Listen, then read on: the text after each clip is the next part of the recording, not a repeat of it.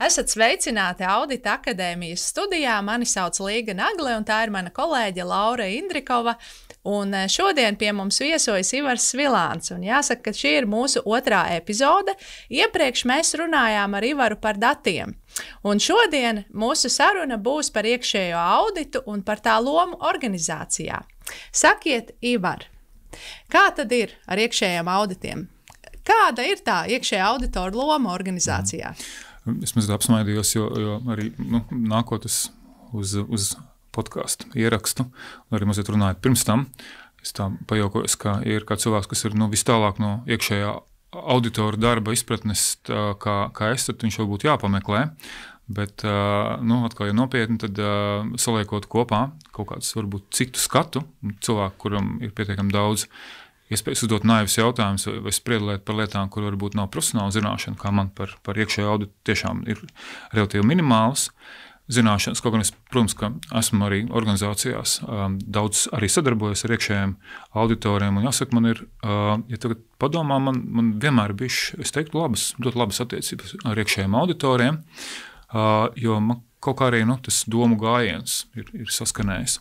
Bet man liekas, ka tas iekšējais auditors, un es tādu analoģiju mēģināju atrast, un pat mazliet varbūt jau pašā sākumā iezīmējot to tēmu, par ko es gribu runāt, ka iekšējam auditoram ir mazliet liela izvēle, kas viņš grib būt organizācijā. Un ja mēs tādās analoģijās runājam, tad viņš var būt zirgu skaitītājs vai zirgu vārdotājs. Tie, kas atcerās slaveno Holivudas filmu. Un viens ir vienkārši, ka tu skaiti atbilstības, lietu ķeksīšus, tevi piecieši organizācija baigi nemīl, bet, tu esi tāds, meža sanitārs paciešams ļaunums, kurš baigi tur, ja saprātīgi kaut ko dara, tad, netraucam dzīvot. Bet otrs arī, ka tu tomēr paņem to lomu, kur tu dod organizācijai vērtību. Tas, zirgu vārdotājs, kurš tikai saskaita to zirgus, bet prot redzēt cauri procesiem, prot kaut ko pievienot arī kā vērtību. Un būt vērtības radītājam nav vienkārši. Būt vērtības radītājam ir apzināta izvēle. Jo, kā mēs zinām, reizēm ļoti komfortabli būt tajā kastītē, kurā tu esi, kurā tu visu zini, kuras baigi nekā pārā, un dari tur. Bet tā izkāpšana no tās kastītes, vērtības radīšana organizācijai, tā vienmēr ir tāda arī riskanta lieta. Tu vari iekāpt kādu citu lauciņā, tu vari tur tīri privāti jau dabūt šķības skatiens par to, kāpēc tev tur ir jāmēģina saprast, kā tas mūsu bizness tur funkcionē. Tev tikai jāskaita, vai mums ir nolikums procedūra instrukcijā un ugunsdzēsšanas aparātam laicīgi tur žurnāls parakstīts. Es ironizēju tagad. Bet tā būšana vērtīgam ir mums, ka ar iekšējiem auditoriem arī viena no lietām, kas ir pašiem sev jānodefinē, vai jūs gribat tādu būt, jo, protams, ka tas ir tāds leciens arī tādā mazliet citā kvalitātē, bet tādā mazliet arī interesantākā kvalitātē. Varbūt tev ir kādi ieteikumi, kā mums sevi pārdot, kā mums parādīt, ka mēs tiešām esam vērtīgi, kā mums atspoguļot varbūt to informāciju? Ja mēs paskatāmies atkal no uzņēmuma vadības perspektīvas, laikam tā ir tas pirmais ieteikums, kas man būtu, arī iekšējā audita cilvēkiem mēģināt domāt tādā veidā, kā domā CEO vai valdes priekšsēdētājs vai uzņēmuma īpašnieks, un mēģināt iekāpt viņa kurpēs un visu laiku domāt, ja es būtu uzņēmuma vadītājs, kas būtu tas lēmums, ko es pieņemu šajā situācijā?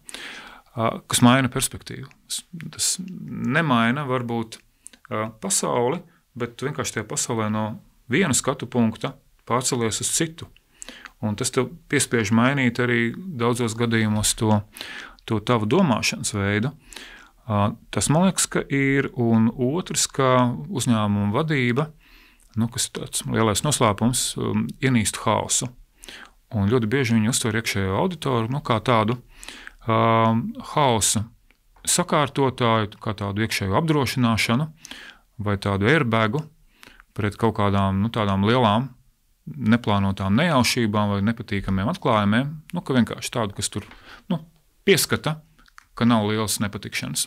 Jo, protams, ka arī tajās struktūrās parasti lielākoties gan arī izņēmumi, bet iekšējā auditori ir pamatā pakļauti padomēju, tādiem netieši izpildu institūcijām.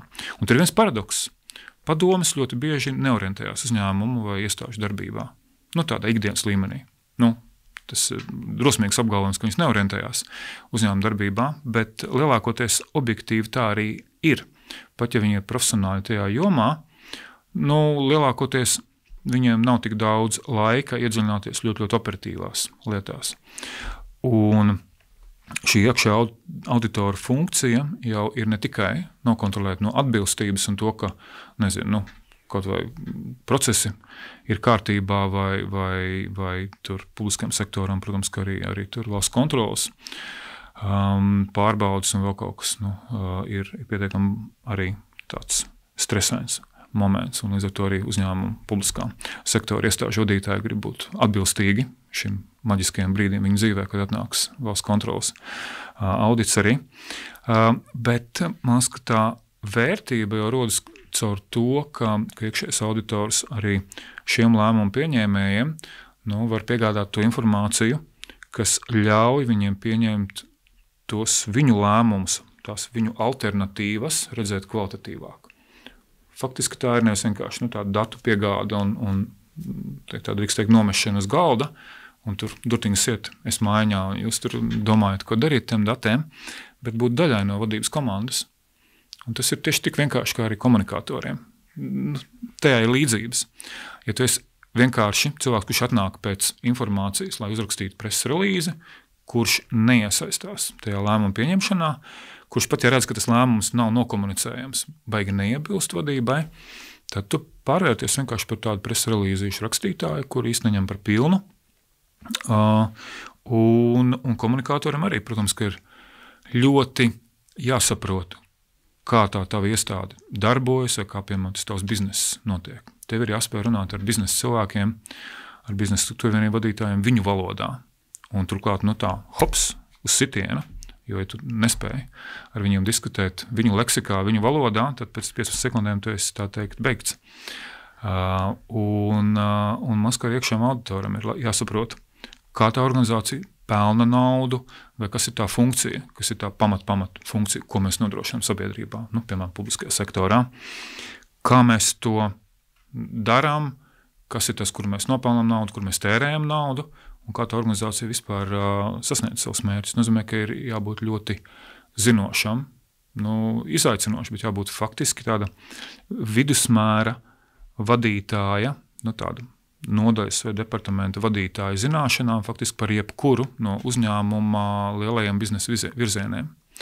Tā ka tas ir pietiekami izaicinoši, bet tajā brīdī, ja tu esi šādā jau zināšana pakāpē un ja tu domā tādā veidā, tad man skatā lēmumu atkal un konsultāciju kvalitāte iekšējā būtiski pieauga.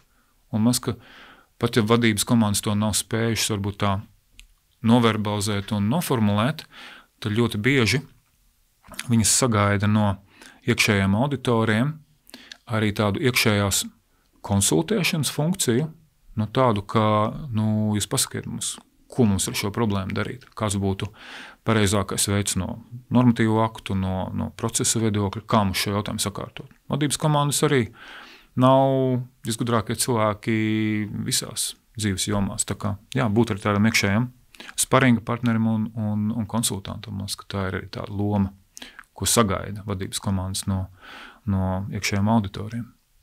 Faktiski mēs tās savus ieteikumus un rekomendācijas tad varam novalidēt no tā, kad mēs iekāpjam tās vadības lomā un tad apskatāmies, vai tas, ko šobrīd es piedāvāju vadībai izlasīt, ir pietiekami svarīgi, ja es sēdētu pie šī te galda, kur es pieņemu tos lēmumus, jo auditori bieži arī, mēs iepriekš runājam par datiem, ka datu ir daudz un daudz arī cenšas ar šiem te datiem maksimāli noklāt to galdu, lai varbūt pazustu kaut kāda tā īstā problēma.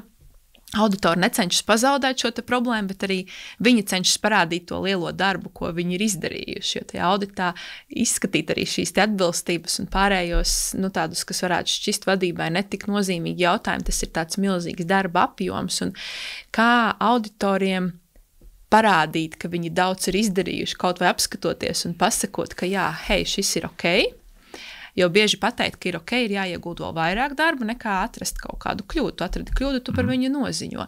Un savukārt, nekļūt tādam sīkumainam, jo tas tiešām augstākai vadībai nav svarīgi. Un mums kā auditoriem arī, kā tu minēji, komunikatoriem un arī citiem ir jāspēj runāt ar dažādu līmeņa cilvēkiem. Mums ir tāpat, mēs ejam pie nosacīt zemāka līmeņa cilvēkiem, mēs runājam ar augstāko vadību, ar visiem jāspēj atrast tā pareizā pieeja. Un pareizi viņiem pastāstīt, kas jums ir svarīgi. Jā, tas nozīmē, ka iekšējam auditoram jābūt arī ļoti labam komunikatoram. Tieši tā jāsaprot mērķa auditorija, kanāls, informācijas apjoms un vispārējais. Bet man liekas, ka iekšējais auditors atkal par to jēgu, ko viņš dara organizācijā. Un gan jau definīcijas ir ļoti daudz, jūs gan arī profesijas standartā un vēl kaut kur ir nodefinēts, man liekas, ka iekšējais auditors, un tā kā man reizēm patīk tām, problēmām ienirt dziļi un atrast ļoti vienkārši skaidrojums, tad man liekas, ka iekšējais auditors nodrošina vienu būtisku funkciju. Viņš palīdz organizācijai turēt tos solījumus, ko viņi ir uzņēmusies, vai struktūra vienībai pildīt tos solījumus, ko viņi ir uzņēmusies. Tas nav pionieru līnija no rīta, kur tu tur kaut ko uzņemies solījumu, kaut ko tur darīt vai nedarīt, bet ja tev ir struktūra vienība, kur, piemēram, nodarbojas ar, iepirkšanu, ar loģistiku un vēl kaut kur, tu apsoli pārējiem partneriem, ka tu būsi uzticams iekšējais partneris, ka tev procesi kārtībā, ka piemēram, ja veikalā vajag preces izvietot no rīta plauktā, tad pa nakti tā mašīna būs atnākusi. Un man liekas, ka tā iekšējo palīdzēšana turēt solījumus, ja tādā veidā paskatās uz savu darbu, man liekas, ka viņš kļūst arī daudz aizraujošāks, ja tā var teikt, par iekšējā auditora darbu. Iedomājieties, ja nebūtu organizācijā, lielās organizācijās, kur piemēram, vadības komanda neredz visus procesus. Ja nebūtu viena funkcija, kura tomēr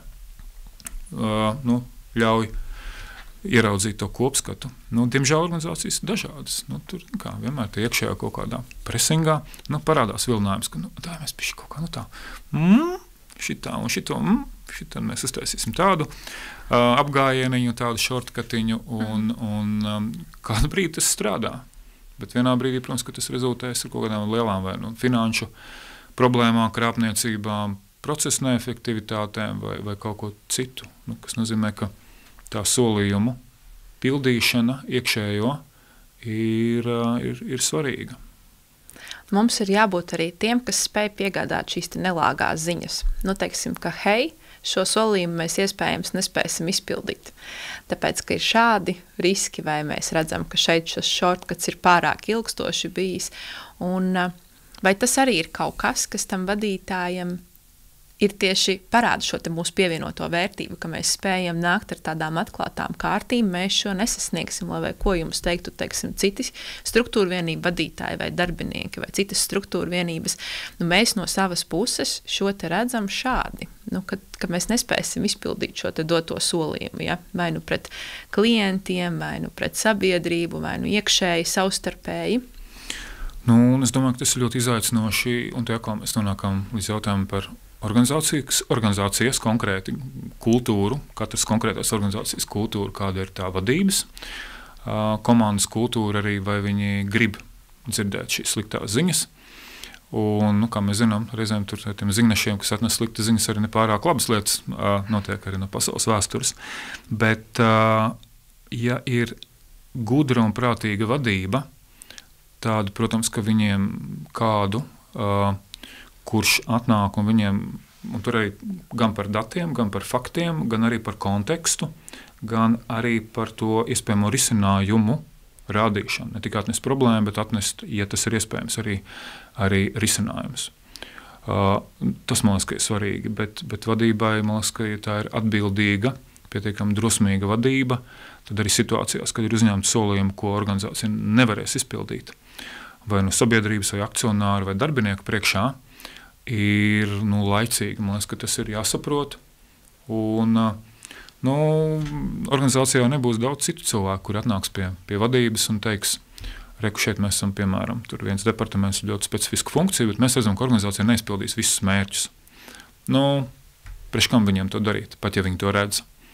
Tad reizēm ir ļoti, ļoti mazas funkcijas skaits, kur var atnākt ar tādām ziņām. Auditori, juristi, komunikātori, reizēm personāla vadība. Ir limitēts šo cilvēku skaits, kuri var nodarboties ar tādu arī zināmu godīguma līmeņa uzturēšanu iekšā organizācijā. Un mums, ka tur ir vēl viena svarīga lieta, ka organizācijas varbūt vadības līmeņa komandas mazliet baidās no tā, kā mēs tagad tur uzreiz visai pasaulē pastāstīsim, ka mums ir problēmas. Tas ir arī par to uzticēšanās līmeni, ka iespējams, ka ir un viss, kas strādājuši ir biznesā vai jebkurā pietiekami lielā organizācijā, zina, ka es teiktu, 99% no visām problēmām, arī ļoti sensitīvām, ļoti smagām problēmām, tiek risināts iekšēji. Un pasaule par viņām neuzzina, gan arī nekad. Kas nozīmē, ka laicīgi šo problēmu ieraudzīšana, pat ja par tām zina tajā sākotnējā brīdī ļoti, ļoti limitēts cilvēku skaits iekšēnē, un tomēr auditors ir šajā ļoti iekšējā lokā, ir arī tādā atbildīga rīcība gan no auditora, gan no vadības komandas puses. Jā, un faktiski iekšējais audits ir vadības instruments, un nereti pastāv situācijas, ka tomēr šī te vadības instrumentu izmanto ar tādu nelielu spiedienu, ja tā var teikt.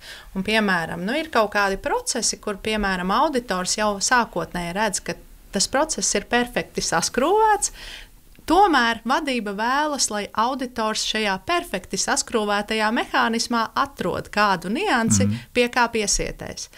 Kā auditoram iziet no šīs situācijas? Mēs arī mēdījos esam brīnišķīgās versijas par to, ka, ja vajag atrast, kā tur bija, ja vajag atrast pantu, tad cilvēku atradīs vai otrādāk, vai ne? Ja vajag atrast atzinumu par kādu cilvēku vai mums, ka publiskā sektorā tas pat ir izteiktāks. Kā atnāk jauna vadība, kur nevar varbūt nomainīt iepriekšējo civil dienestu vai vēl kaut kā, un tad mēģina iekšējo auditu paņemt kā ieroci, lai atrastu kaut ko, kur mēs varam izveidot, tur nedodies disciplinālu lietu vai pat kriminālu lietu vai vēl kaut ko. Bet, diemžēl tā ir arī mums, ka publiskajam sektoram vairāk raksturīga lieta. Kā pret to turēties pretī, ja godīgi man nav īsti atbildes tādā auditora līmenī, ja, piemēram, iekšējiem auditam atnāk ar šādu ļoti precīzu uzstādījumu. Jā, es zinu, ka, protams, ka ir struktūrāli risinājumi, kāpēc arī dažādi auditi iekšēji ārējie ir citādākā pakļautības tajā struktūrā, ka pie tās nevar pat taisno atnākt izpildu vadība un teikt, ka mēs negribam, lai tu akcionāriem stāsti kaut ko, kas pie mums notiek iekšēnē. Tāpēc akcionārs paņem parasti iekšēju vai ārēju auditoru. Bet, ja tas uzstādījums arī ir atnākt jau ar konkrētu atzinumu, tas, protams, ka ir ļoti, es teiktu, arī emocionāli tāds stresains brīdis. Un vai tu tomēr turies tajā profesionālajā savā jomā, un, protams, ka tur viena galēja, protams, ka uzreiz nomest mikrofonu un aiziet no skatuves, bet dzīve ir sarežģītāk, kā mēs zinām. Un, protams, ka arī caur tādu reizēm nepārāk vienkāršu procesu arī tas iekšējais auditors var arī ar kādu, kurš varbūt grib to procesu pātrināt vai izdarīt to, ko viņš tur ir iecerējis izdarīt, viņš tomēr var pateikt, ka tas nav pareizais veids, kā to darīt, arī parādīt, kas te organizācijā pēc būtības notiek, un kāpēc varbūt arī šis skats no malas, viņš ir kaut kādā tur krīzes pārmaiņās, kaut kādās tādos brīžos, kad parasti kaut kas nav labi. Jo parasti šādi spiedieni uz piemēram, auditiem vai kādiem ārējiem konsultantiem parādās tajā brīdī, kad kaut kas nav labi. Un tad vienkārši vajag ātri atrisināt problēmu, kad varbūt tas risinājums ir zināms, bet vajag vienkārši formālu papīru.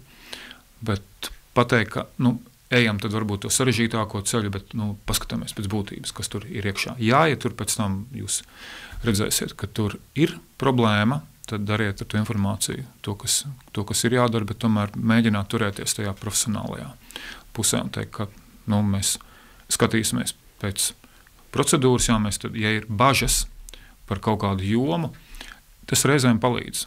Tas bažas nosaukt vārdā un teikt, vai mēs saprotam, ka bažas ir par to.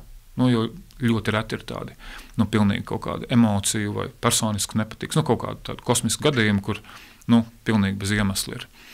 Bet adresēt tās bažas un teikt, labi, tad mēs skatāmies šo konkrēto vai jomu vai problēmu vai projektu, ja jums liekas, ka tur ir bažas. Tas ir mans kā komunikātora ieteikums, bet, kā es saku, dzīve ļoti bieži ir sarežģītāka un ir jāiesaistās arī kaut kādās pietiekami smagās pārunās, bet pats galvenais, lai varbūt tās pārunas nav pēc tam pašam ar sevi par to, ka es tā nekad nedaru, bet kāpēc es šoreiz tā izdarīju. Jo pēc tam grūti būs ar sevi tur diskutēt. Kas ir tas pirmais solis, kad mēs esam pieņēmuši lēmumu, ka mēs kā auditori, iekšējā auditori, tad vēlamies nest šo te vērtību uzņēmumam, būt šie te vērtības virzītāji? Tas, par ko mēs sākumā runājām. Esam gatavi izkāpt no kastes. Ko tu iesaki? Kas ir tas pirmais solis, ar kuru mums sākt šo izkāpšanu? Laikam nebūšu oriģināls, un it sevišķi varbūt tā ir jauna organizācija, kur iekšējais auditors ir ienācis. Diemžēl nebūs tādu ātru veidu. Man liekas, ka tas pirmais padoms tomēr ir tieši tāpat kā komunikatoriem, ka pirmais apmēram gads paies, kamēr pirmkārt būs tāda izpratne par to, kā tā organizācija funkcionē, kā viņa pelna naudu, kā tērē, kādi ir procesi, kāds vispār ir tas gan biznesa modelis, gan viss pārējais. Ja ir ļoti talantīgs cilvēks, tad viņš to var apgūt mēneša laikā, bet tik un tā paiet zināms brīdis. Bet tam laikam ir jābūt, lai apgūtu, jo, kā es arī teicu par komunikatoriem, ka ja tai iekšējiem biznesa partneriem nebūs sajūta, ka tu esi viņiem adekvāts partneris, ja tu spēj runāt par viņu biznesa jautājumiem saprotot. Piemēram, iedomājieties ļoti, ļoti konkrēti, piemēram, iedomājieties Komercbanku, kur no manas dzīves tur ir, kā viss tās tava nedēļa. Tur vienu dienu sapulce, tajos pulksteņos tev, piemēram, ir ar apdrošinātājiem, pēc stundas tev ar pensiju fondu pārvaldniekiem, pēc tam internetbankas un IT cilvēku kaut kādu jauno klientu user interface, tad ir kaut kāda problēma ar filiāles darbinieku kaut kādu motivācijas sistēmu, tad ir grupas ilgspējas mērķu ieviešana, tad tur ir private banking klientu pasākums, tad ir uzņēmuma apkalpošanas daļā, tur ir jaunā Raroka un Roja aprēķināšanas metodika pēc tur tīra One Capital, Basel 3, kaut kādām lietām. Un tev faktiski visā tajā ir tā jāierodas un apmēram jāsaprot, par ko biznesa cilvēki runā. Viņi saka, un kā mēs to komunicēsim? Un tev no iepriekšējiem sapulcēm ir pierakstīts lapas gan par internetbanku, gan par apdrošinātājiem, gan par kredītproduktiem, tur uzņēmumiem, privātpersonām, tur kredītkartes un debitkartes un tā. Bet tev ir jāsaprot, ka tāpēc arī tā izpratne ir pirmais solis. Un otrais, caur to izpratni un caur tiem datiem un caur tiem procesiem, un tur atkal man liekas, ka tas iekšējā auditora profesionālisms, kur tā procesu redzēšana, kas man liekas, ir tas profesijas pamats arī, kur var pateikt, hei, es redzu, ka šeit, nav ka jābrauc uzreiz ar dakšiņu acī biznesam vai vadībai, bet ir jāsaka, ka man liekas, ka šeit mēs varam izdarīt kaut ko labāku, kaut kādiem, man liekas, ka reizēm es teikt tieši tik vienkārši, kaut kādiem dažiem ļoti, ļoti praktiskiem ieteikumiem. Tam nav jābūt uzreiz jaunas Amerikas atklāšanai, bet kaut kādi mazi praktiski ieteikumi, kuri pamazām jūs uzkrājat to iekšējo reputāciju. Caur kompetenci jūs uzkrājat iekšējo reputāciju, vienā brīdī ar jums sāk rēķināties, jūs parādās kaut kāda ietekme, un tajā brīdī jau jūs arī varat adekvāti runāt, un tajā brīdī jūs varat arī to vērtību organizācijai sākt radīt. Diemžēl man nebija tā ļoti vienkārši ceļa no rīta. Pamosties, aiziet līdz tam skapītiem, paņemiet ārā kosmonauta tērpu, un tad viss būs kārtībā. Tas tā. Diemžēl parasti nenotiek tik vienkārši. Paldies, Ivar, par šodienas sarunu un par iepriekšējo sarunu. Un šķiet, ka tieši tas ir tas mūsu uzdevums iekšējiem auditoriem, tad pieņemt šo te lēmumu, ka mēs nesam vērtību uzņēmumam, un tad paskatīties uz varbūt mūsu darbu, uz mūsu ziņojumiem arī no šīs te augstākās vadības puses. Vai tas, ko es kā vadītājs ieraugu šajā ziņojumā, vai tas ir vērtīgi, cik tas ir vērtīgi, un tad izmantojam arī Ivara pieminētos 2 soļus. Sākam ar šo te, kad apgūstam arī, kas ir šī organizācija, kurā esam, un pakāpeniski gan caur praktiskiem tādiem ieteikumiem, piemēriem, arī skaidrošanu, cenšamies iegūt un parādīt savu šo te vērtību uzņēmumam kopumā un arī tad maksimāli palīdzēt, cik mēs varam.